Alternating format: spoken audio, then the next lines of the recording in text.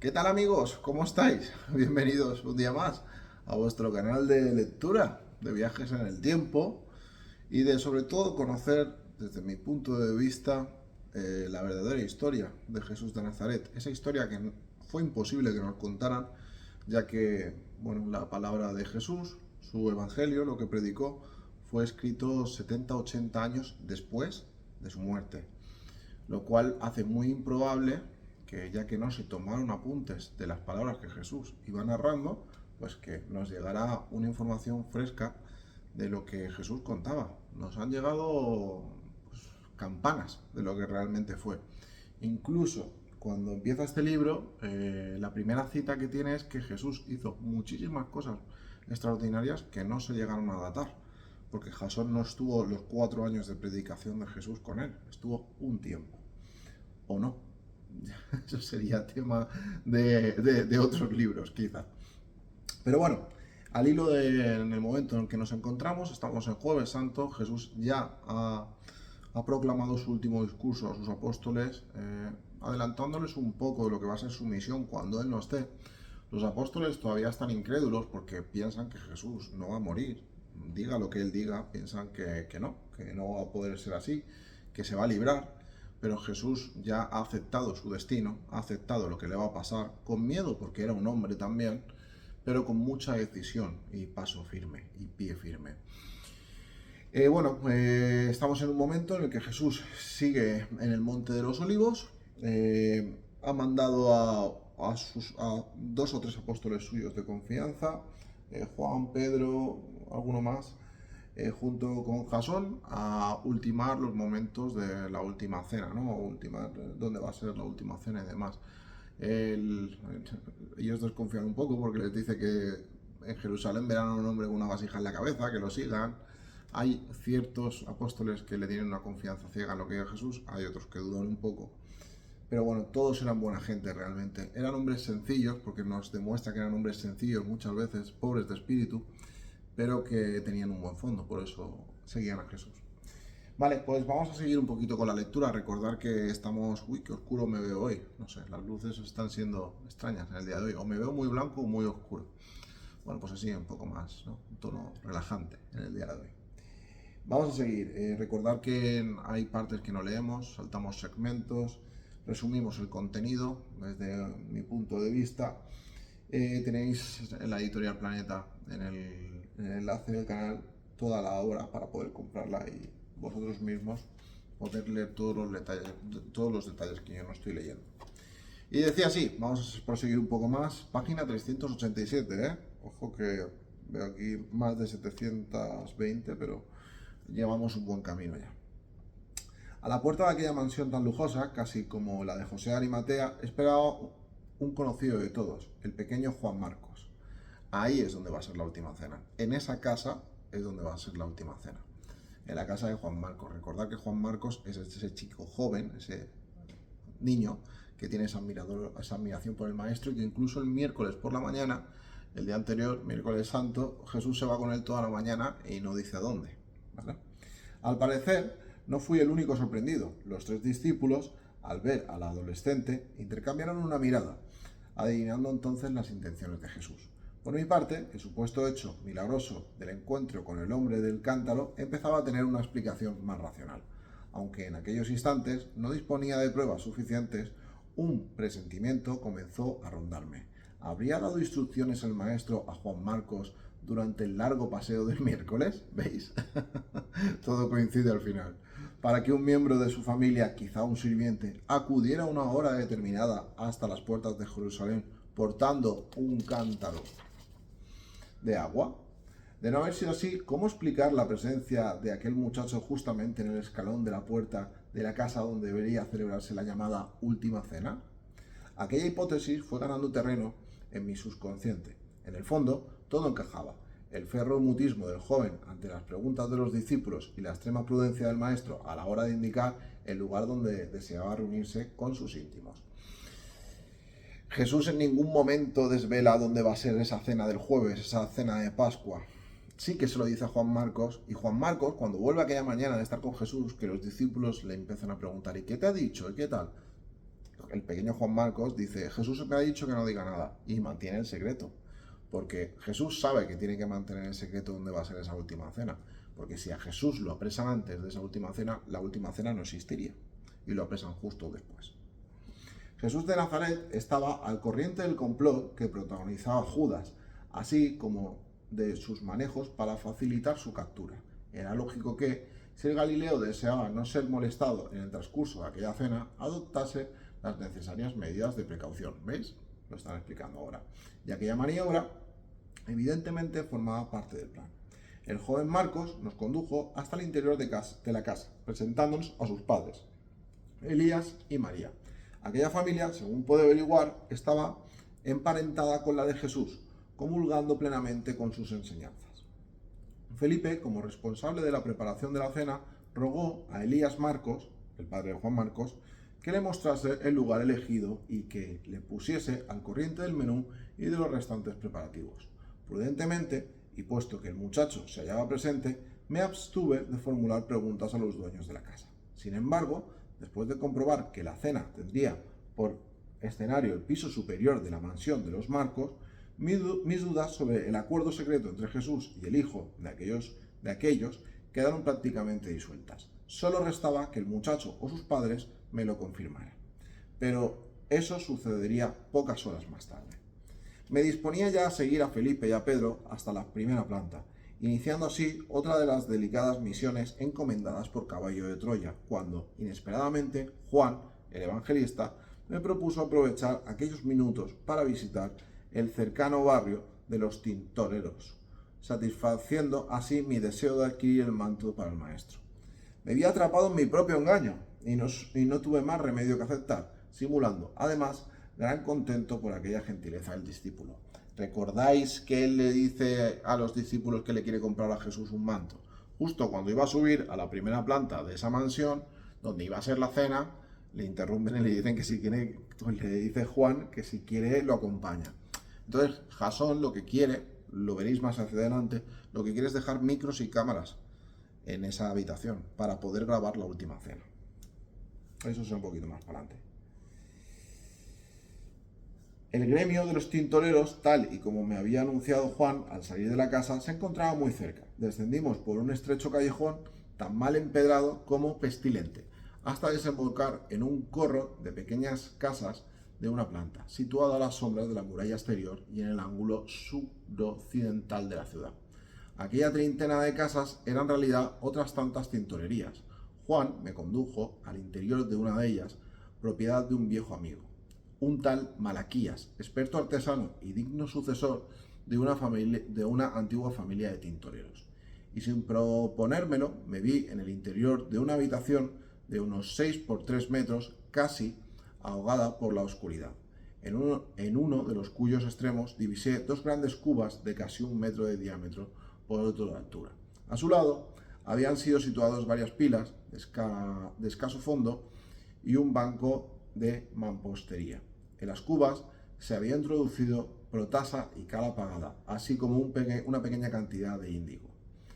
En una de ellas y el doble en la siguiente. Cada cuba, cerrada por una cubierta de piedra, presentaba un pequeño orificio a boca central de unos 15 centímetros en la citada tapa.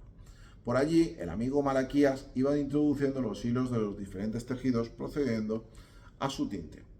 En otra de las pilas, varios obreros manipulaban grandes paños de tela, sumergiéndolos en baños de púrpura y escarlata, así es como teñían en aquella época. Juan les puso mi deseo de hacer un regalo a un amigo, rogándole que nos enseñara alguno de los mantos mejor trabajados y listos ya para el traslado al gremio de los vendedores de telas. El jefe de la tintorería aceptó con gusto, mostrándonos un abundante surtido de ropones, túnicas de lana y algodón, mantos para mujeres muy parecidos al actual chal, y finas vestiduras de hilo de Egipto teñidos todos ellos en los más variados sugestivos colores. Y de pronto, al revisar aquella prenda, tuve una idea. Busqué entre los tejidos más delicados y señalándole a Juan un manto de lino blanco le dije, desearía llevarle este. El discípulo me miró con asombro y comentó, pero Jasón, este es un manto de mujer. Lo sé, repuse, pero acabo de tener una idea mejor. Juan respetó mi silencio y sin hacerme una sola pregunta sobre aquel repentino cambio, acordó con el maestro artesano el precio del rico manto. Aunque aquel tipo de operaciones comerciales estaba prohibido, ya que los tintoreros no podían vender sus productos directamente al público, la amistad entre Juan y Malaquías sirvió para soslayar el problema. Y a eso de las 4 de la tarde, después de recoger a Felipe y a Pedro, y en compañía de Juan Marcos, que quiso unirse a nosotros, reprendimos el camino de regreso al campamento de Getsemaní. En la casa de la familia de Marcos todo estaba listo para la cena. Las circunstancias me habían impedido tener acceso al piso superior y ello empezaba a preocuparme. Era vital para el completo desarrollo de mi misión que pudiera entrar en dicha sala antes de que fuera ocupada por Jesús y los 12. Ya sabéis para qué, para lo que os he comentado. Al vernos llegar, David Zebedeo se apresuró a interrogarme mientras Pedro, Felipe y Juan comunicaban a Jesús que todo estaba ultimado para la cena. El astuto David me explicó que, dadas las circunstancias, había sugerido a Judas que le entregara algo de dinero con el fin de ir cubriendo las necesidades del grupo. Perdón. Ante mi sorpresa, añadió: este malnacido no solo no ofreció resistencia, sino que, entregándome la totalidad de los fondos líquidos y los recibos del dinero en depósito, me anunció sin titubear: tienes razón, creo que es lo más adecuado. Se está tramando algo contra el maestro y en el caso de que me ocurra algo, no serías molestado por nadie. ¿Te das cuenta, Jasón? O sea, a un Judas le da el dinero y le dice: algo se está tramando contra el maestro, toma el dinero, el jeta. ¿Te das cuenta, Jasón?, comentó con desaliento. Este cínico acaba de confesarme que teme por la vida de Jesús. Aquel gesto de Judas, desprendiéndose de todo el dinero del movimiento, apuntaló aún más mi sospecha de que el traidor no actuaba precisamente por avaricia. Claro, siempre nos han contado que Judas vendió a Jesús por 30 monedas de plata. No es así. No es así. Si horas antes de que prendan a Jesús, que es en el momento donde nos encontramos, le da todo el dinero David Zebedeo.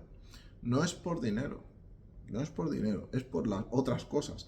Es por envidia, es por rabia, es porque era un ególatra, Judas, y quiere reconocimiento. Es por eso. A las 5 de la tarde, cuando apenas faltaba una hora para el ocaso, noté un movimiento inusual en el campamento. Felipe me informó que el maestro tenía prisa por salir hacia Jerusalén. Los apóstoles no terminaban de entender por qué el maestro había organizado aquella reducida e inusual cena a la que solo podían asistir sus 12 hombres de confianza. Los comentarios eran de lo más diverso. La costumbre judía establecía con gran rigor que el almuerzo pascual debía celebrarse una vez sacrificado el obligado cordero o cabrito en el templo, en la víspera de la Pascua propiamente dicha. En esta ocasión, la fiesta pascual caía en sábado, por lo que era doblemente solemne, como creo que ya comenté.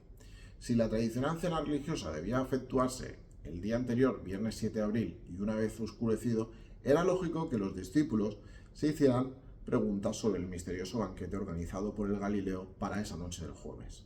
Solo unos pocos, Juan, Judas Iscariote, por supuesto, y David Zebedeo, intuían que aquella cena iba a ser un acto muy especial, previo a la inmediata y fulminante captura de su maestro. Para mí, aquellas prisas de Jesús por abandonar el huerto fueron la señal de que me impulsó a retirarme adelantándome al grupo. Jasón sale antes, hacia la casa, adelantándose al grupo, para poder poner sus cosas. Dadas las especialísimas características de la última cena, a la que, insisto, solo podían asistir Jesús y sus 12 apóstoles, Caballo de Troya había estimado que mi presencia en la misma hubiera podido quebrar el carácter íntimo que el maestro pretendía. Jasón no puede estar dentro de la sala. Era poco ético, por tanto, que yo me hubiera sentado junto a los 13, pero la misión no podía pasar por alto un hecho tan trascendental y significativo como aquel. Yo debería recoger un máximo de información sobre lo verdaderamente ocurrido en el piso superior de la casa de los Marcos. Y para ello, el general Curtis había dispuesto una solución intermedia. Además de mis indagaciones cerca de los protagonistas, la totalidad de las palabras de Jesús y de los 12 serían recogidas mediante un sensible y diminuto micrófono que yo debería ocultar en un lugar estratégico del cenáculo. Difícilmente podía suponer entonces aquella minúscula maravilla de la electrónica, construida por un gran mimo por los especialistas de American Telephone and Telegraph, empresa norteamericana de explotación telefónica para nuestro proyecto. Iba a constituir una de las razones que aconsejaron a caballo de Troya un segundo gran viaje a la época de Jesús. Ojo, están hablando de un segundo gran viaje ya. Después de depositar el manto que había comprado en la tintorería de Malaquías en manos de Zebedeo, me apresuré a arrancar algunos manojos de espliego y lirios morados y blancos que crecían en las proximidades del olivar. Y a la carrera tomé la senda más corta hacia Jerusalén, advirtiendo al módulo que me disponía a situar el micro y la vara de Moisés en la casa de Elías Marcos. Le dice a Eliseo que va corriendo para poner el micro y la cámara. El gentil y apacible cabeza de familia no se sorprendió lo más mínimo cuando le anuncié que Jesús y los 12 no tardarían en llegar y que, como muestra de mi amistad y afecto hacia el maestro, deseaba contribuir adornando la mesa con aquel humilde pero oloroso presente. Mi plan surtió efecto y uno de los sirvientes, por indicación de Elías, me acompañó hasta el piso superior. Fijaros, qué listo es Jasón. Ascendimos por una estrecha escalera de piedra y al abrir una puerta de doble hoja, el improvisado guía me invitó a que le precediera. Así lo hice, penetrando en una espaciosa sala rectangular de algo más de 20 metros de longitud por 6 o 7 de anchura. En el centro había sido dispuesta una mesa baja en forma de U y de características muy parecidas a las que había visto en la casa de Simón el leproso. Alrededor, nos está describiendo la sala de la última cena. Alrededor se hallaban 13 divanes orientados casi perpendicularmente a la mesa. El que ocupaba el centro o la base de la U era algo más alto que los demás. Deduje de inmediato que aquel era el supuesto destinado al invitado de honor, es decir, a Jesús. Uno de los divanes, muy similares a bancos de 4 patas, pero sin brazos ni respaldos alguno, era más bajo que el resto. Se encontraba situado a uno de los extremos de la mesa y al verlo deduje que el anfitrión había tenido problemas para conseguir tantas tumbonas. A la izquierda del comedor, tomando siempre como referencia la única puerta de entrada y pegados prácticamente al muro de ladrillo, cuidadosamente reforzado a base de caliza. Conté 3 lavabos de bronce, elevados sobre el entarimado mediante sendos pies de madera, todos ellos, curiosamente, provistos de ruedas. De esta forma, aquellos recipientes y de unos 40 centímetros de diámetro y de escasa profundidad podían ser trasladados cómodamente de una parte a otra del aposento. Sobre todo lo utilizaban para lavar los pies y demás, ¿no? Junto a los lavabos, el dueño de la casa había preparado varias jarras con agua, así como algunas jofainas y lienzos para el secado. La escasa luz que penetraba por las espigadas ventanas, casi troneras, que se repartían a lo largo de los muros, había obligado ya a los sirvientes a encender las lámparas de aceite.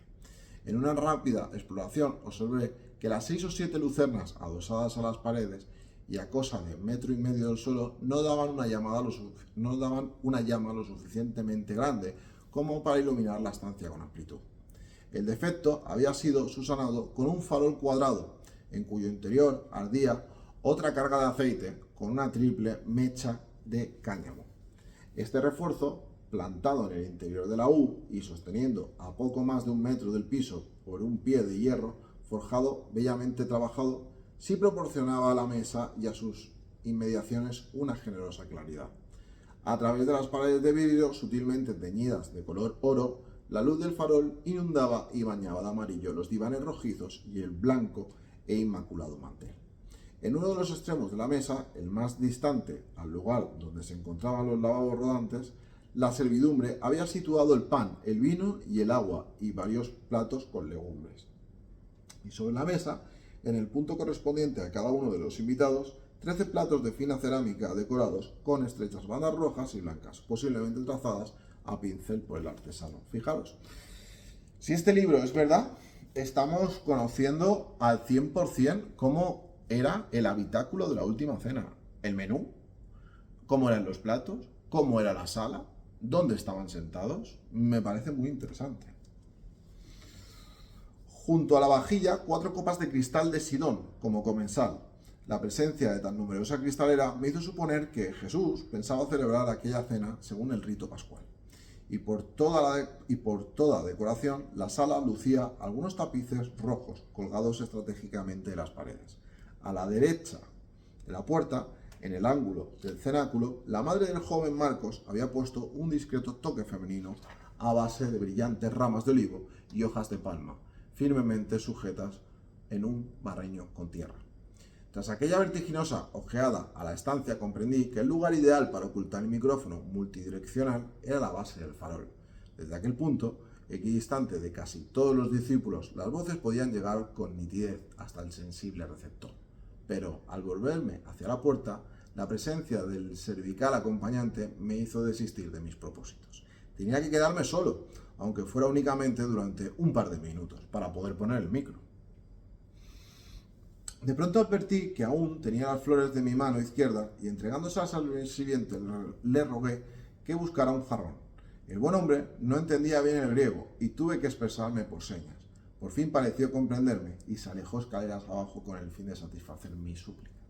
Sin perder un segundo, me hice con el micrófono arrodillándome junto al farol. Por suerte, la base era igualmente de hierro y el dispositivo magnético. Se pegó y de inmediato.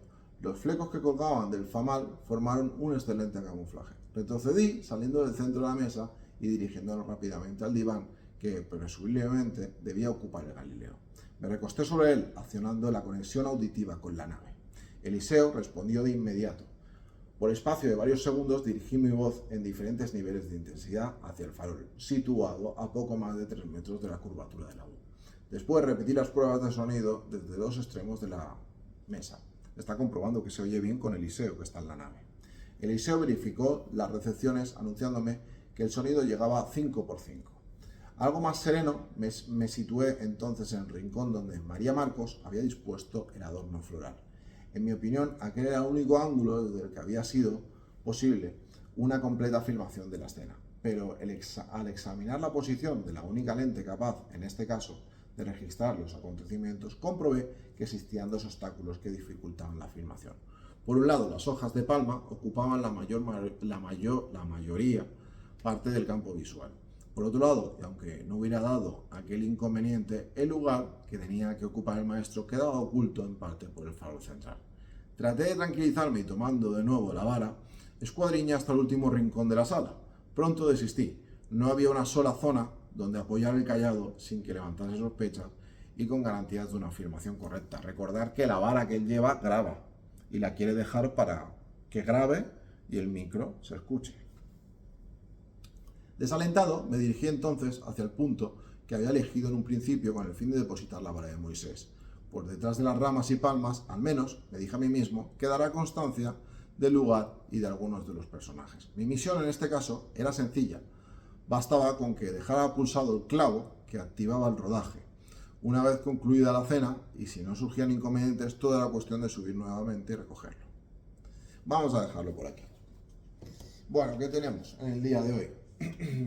Tenemos que ya sabemos el por qué y cómo Jesús organiza la última cena, que es en casa de los Marcos. Marcos de apellido, ¿no? Son gente de su confianza totalmente.